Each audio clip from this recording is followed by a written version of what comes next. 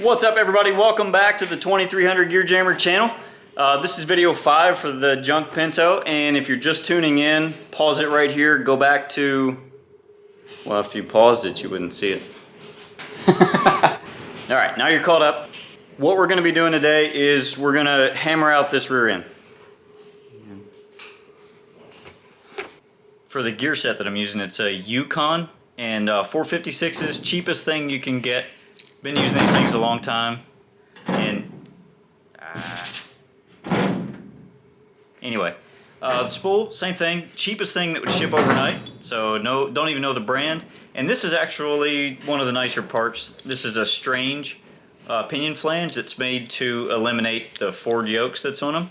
And well, we'll go over to the rear end and I can explain it better. Okay, so the drive shaft bolt's here with another flange just like it. And this yoke replaces all of that. So your drive shaft will bolt right to the pinion flange and eliminate all of these round flat flanges. And I picked this nicer one so I can use a drive shaft sensor later on.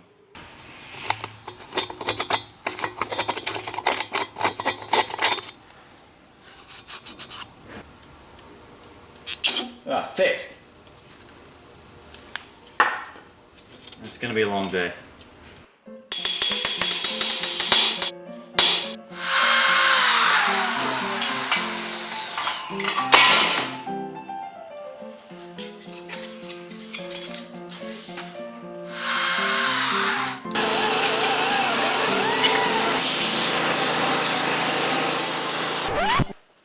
Alright, so you don't necessarily have to make sure these axle tubes are straight. If you're putting new housing ends on, you need to get them straight. You're doing it from scratch anyway, you need to do it.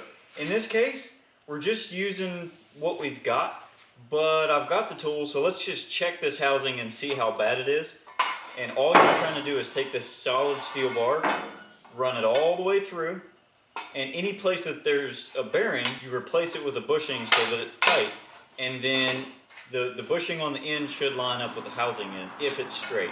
And anybody that's done these will tell you they're never straight. Oh yeah, the differential caps need to be torqued down when you do this, and the threads are messed up, so I haven't put those on yet. I'll do that in a few minutes. It's only going to make it worse when you tighten the caps down, but this will give you an idea of how bad these things really are. I'm going to put some heat on the housing and we should be able to see it move. Ugh.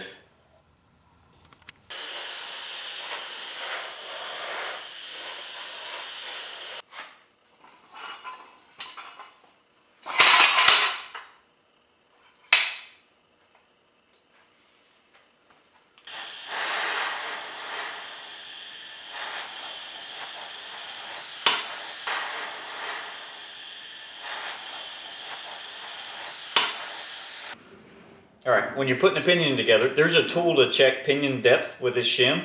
If you don't have anything to go by, just use a 30 or a 35. I'm going to put a 30 on and just see what happens.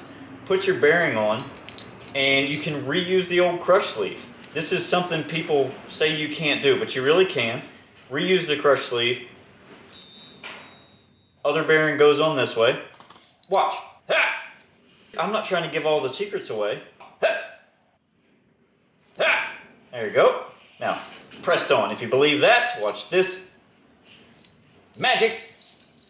We got to do differential side bearings. If you're good, and I mean good, you can throw them.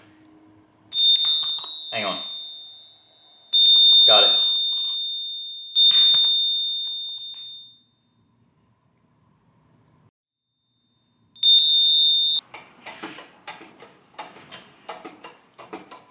So I was going to do stock axles and just put these junk ones in it. I've always had really good luck with that.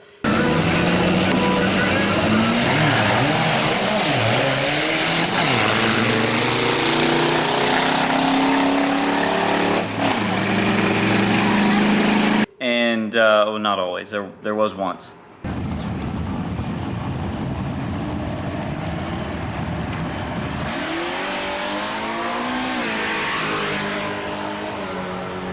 I put Mosers in the Mustang and took the Ranger axles and put them in my white Mustang, which is, it was probably at best 400 horse, but it was 2,980 pounds. So I guess that was just enough difference. It dead hooked. First time I took it to the track, it just busted the axle. So it didn't like it. It's just too risky. The engine that's in this will be fine for a long time. At some point, it's going to get quite a bit of power. I'll probably maybe put the engine out of the Mustang in it just for fun.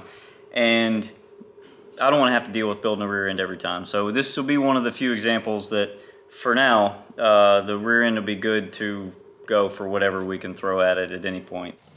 All right, these are C-clip eliminators, and these are actually going in the black car. But it's just, hang on, let's back up. A C-clip is a little retainer on the inside of the differential that holds the axle in. So the other one here is that's C-clip eliminated because it broke off. It's just two plates that sandwich a bearing, and then you press the bearing onto the axle. You bolt that whole thing to the end of the axle where the brake backing plate goes. If the axle breaks at the splines where mine did, it'll keep the wheel from falling off. But when you do this, you have to cut the end of the housing off. So the factory bearing sits there, and you cut this off and leave 1/8 of an inch, and that'll center the bearing that you're bolting to it. This didn't have eighths, so I'm going to use 2/16. This whole process makes me really nervous. I cut some, and then I measure it. And then I cut a little bit, and then I measure it. And I do this whole thing with a hacksaw.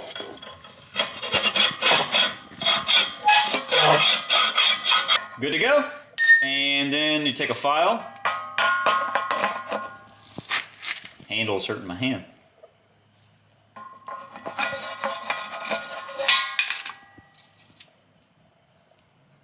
I'm happy with that. That's 2/16 all the way around. It's already explained you can reuse the crush sleeve as long as it's not crushed a lot already. You can, but the biggest thing is when you press this bearing on, make sure it's all the way down. If you're not careful, you can leave a gap under the bearing and it'll mess you up when you try to torque the nut. And another fun nugget, Ford actually gives you an installation tool with their flanges, so as long as your flange has the plastic piece on it, you can clip your seal right on it and hammer it in.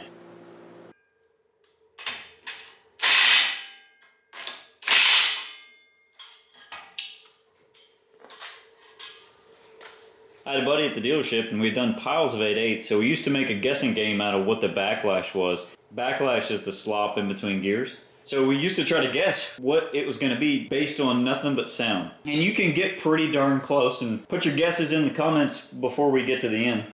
All right, so we're starting with no caps. And, oh. So that's a lot. That's probably about 35. The caps will tighten up quite a bit though. So if you listen,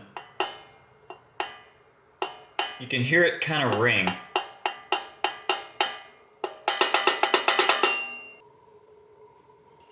All right, caps are on. That'll cut about 10 off.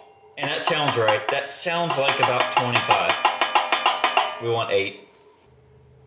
Oh, too much. That's probably 8, but the caps aren't on, so that's not gonna work. We gotta back up. Oh, that's on the money. I'm gonna say 10 thousandths. Let's see where we end up. Moment of truth.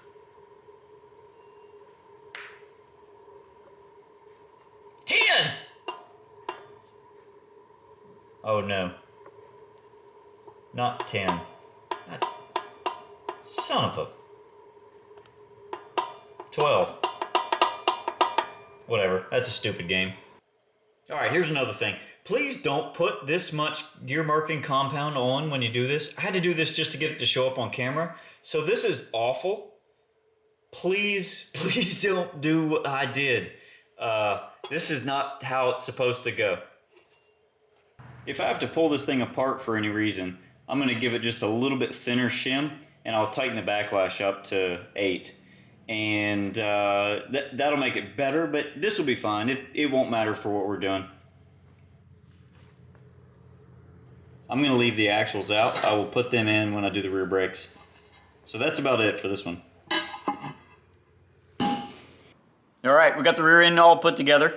We may go back into it. For now, that's gonna be good enough. I'm starting with a really low gear, put 456s in it, and that may change. So if I do a gear swap and you wanna see a how-to, just put that in the comments. And if you've got other how-tos, leave those as well. Got a short list. People want to see certain things or how I do certain things, and I'll do all of that I can. For now, like the video, leave a bunch of comments, subscribe, and we'll see you next time. Bye. And here's some more videos.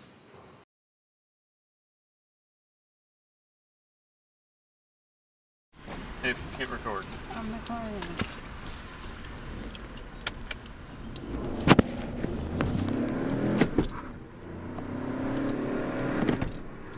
Hello, be careful. We're going 40.